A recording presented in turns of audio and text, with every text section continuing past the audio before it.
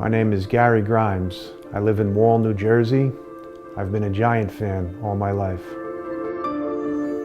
It was Sunday, October 2nd, and I was on my way home and I didn't feel very well. I had like a faint spell. Before I entered the highway, I pulled my car over. A few seconds, I felt better.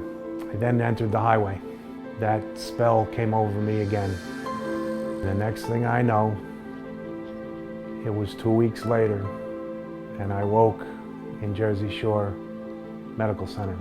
I had passed out. I crossed over the eastbound lanes through the median.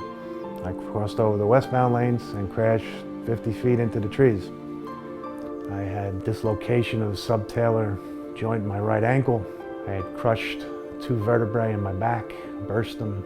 On the table in Jersey Shore, I had cardiac arrested. Ended up being, in a coma for 2 weeks. Pacemaker was put in, and that point I don't remember a thing. It felt like it was a terrible nightmare. I didn't understand the intensity of his accident. I was actually in Philly when I got the call. My mom didn't tell me much because she didn't want me to be upset driving home. The next 2 weeks, not knowing anything, not knowing about his condition, how serious it was. He was unconscious, you couldn't talk to him. It was terrible.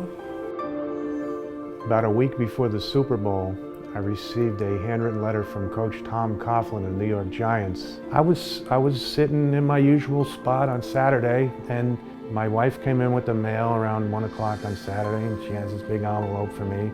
It's a letter. It's from the New York Giants, and I'm looking at it kind of funny.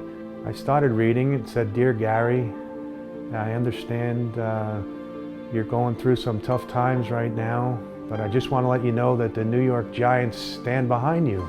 Sincerely, Tom Coughlin." It just shows to me what character this man has in order to take the time to even read what somebody wrote to him and then to even respond, especially when they're going to the Super Bowl. I just find that he must be an amazing man. Last couple of days he's been telling everybody that he sees, calling people on the phone, so it's meant a lot to him. Something as simple as just a letter and an autographed picture, it's kind of, gave him a little bit something to be excited about. So at this point, really trying to get him walking. His back is stable after the fusion, and he's doing pretty well with that. But he still has a lot of pain and discomfort down into that foot and ankle. So we're working on trying to address that. One of the biggest aspects of not only the physical component of physical therapy, but also the mental component.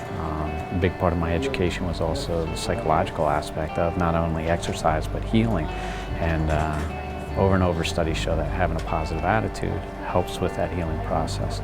So anything that people can do on the outside to help maintain that positive attitude is huge. He's been in a much better mood, up spirits, and it's given him a new little light, I feel. Like he's been happy and excited about it, and something to look forward to. I can never have any bad thoughts about Tom Coughlin, ever. I'll be rooting harder for him. I'll be rooting for the Giants anyway, but I'll certainly be rooting for the coach even a little bit more.